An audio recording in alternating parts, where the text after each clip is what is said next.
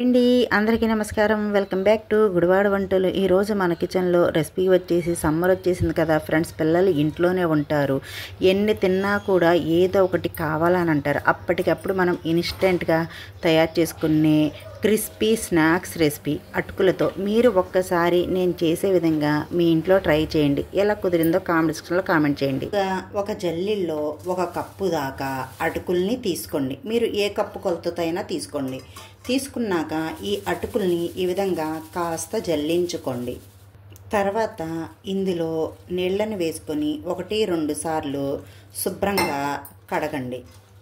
1-2 సార్లు ఇలా శుభ్రంగా కడిగేసి ఈ అటుకుల్ని తీసి పక్కన పెట్టుకుందాం.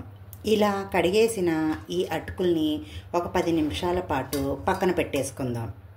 ఒక 10 నిమిషాల తర్వాత ఈ అటుకులు మొత్తాన్ని ఒక మిక్సింగ్ బౌల్లోకి తీసుకోండి.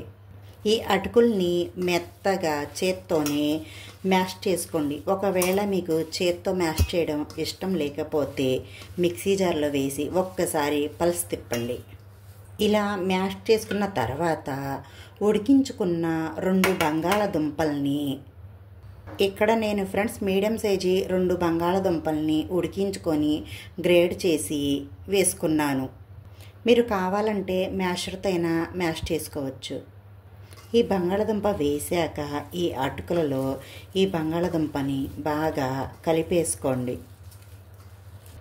నీళ్ళేమీ వెయ్యకుండా కలుపుకోవాలి. ఎందుకంటే మన అటుకుల్లో కూడా తేమ అనేది ఉంటుంది. మనం ఉడికించుకున్న బంగాళదుంపల్లో కూడా తేమ అనేది ఉంటుంది. నీళ్ళేమీ వేయకుండా ఇలా ముద్దలాగా కలుపుకోండి. ఇలా కలిపేశాక చిన్న సైజు 1 ఉల్లిపాయను తీసుకొని ఈ విధంగా సన్నగా కట్ చేసి వేసుకోండి. 1 పచ్చిమిర్చిని ఈ విధంగా సన్నగా కట్ చేసి వేసుకోండి.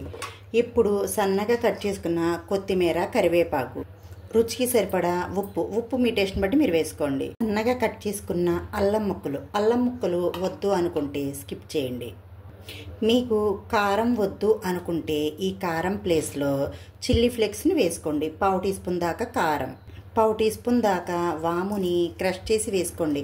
వాము ఫ్లేవర్ అనేది చాలా బాగుంటుంది ఫ్రెండ్స్. ఒక్కసారి కొద్దిగా వాము వేసి ఈ అటుకులతో వడలు ప్రిపేర్ చేయండి. 2 స్పూన్లు దాకా పొడి బియ్యం పిండిని వేసుకోండి. ఈ పొడి పిండి వేయడం ద్వారా మన వడలు అనేవి చాలా క్రిస్పీగా క్రంచీగా వస్తాయి. ఈ పొడి బియ్యం పిండి కూడా వేసేసి అంతా ఒక్కసారి ఈ అటుకులలో బంగాళదుంప మిక్సర్లో కలిపేసుకోండి. ఒకసారి కలిపేశాక మీకు కొద్దిగా గట్టిగా అనిపిస్తే 1 స్పూన్ దాకా నీళ్ళని వేసుకొని కలుపుకోండి. నీళ్ళైతే అవసరం పడవు ఫ్రెండ్స్. ఒకవేళ అవసరం పడితే మాత్రం 1 స్పూన్ దాకా నీళ్ళని వేసి కలుపుకోండి.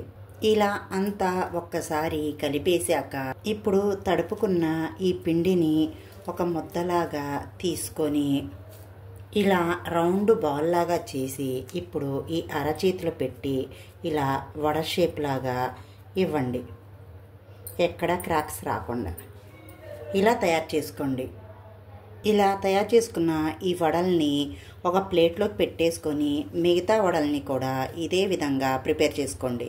అన్నీ ఇలా రెడీ చేసుకున్నాక ఇప్పుడు మనం స్టవ్ ఆన్ చేసుకొని స్టవ్ మీద ప్యాన్ పెట్టుకొని మనం షాలో ఫ్రై చేసుకున్నాం. 1 టేబుల్ స్పూన్ దాకా ఆయిల్ని కాస్త వేడవనివ్వండి. ఆయిల్ హీట్ అయ్యాక ఒక్కొక్క వడని పెట్టేసుకుందాం. మీరు కావాలంటే వీటిని డీప్ ఫ్రై అయినా చేసుకోవచ్చు. మీడియం మంట మీద పెట్టి మనం ఫ్రై చేసుకుందాం. ఈ ప్యాన్లో ఎన్ని వడలైతే పడతాయో అన్ని వడల్ని వేసేసుకొని మంచిగా ఫ్రై చేసుకోవాలి. వేయగానే కలపవద్దు. 1 నిమిషం కాస్త ఫ్రై చేసుకోండి. సమ్మర్ వచ్చేసింది కదా ఫ్రెండ్స్, పిల్లలు ఇంట్లోనే ఉంటారు.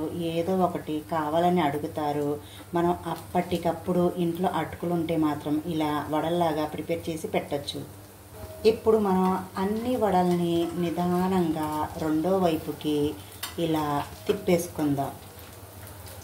మంచి క్రిస్పీగా గోల్డెన్ కలర్లో వేగేంత వరకు వేయించుకుందాం. మీడియం మంట మీద పెట్టుకొని 2 వైపులా తిప్పుకుంటా మంచి గోల్డెన్ కలర్లో వచ్చేదాకా ఫ్రై చేసేసుకున్నాం కదండి. ఇప్పుడు మనం వీటిని తీసేసుకుందాం వేరొక ప్లేట్లోకి.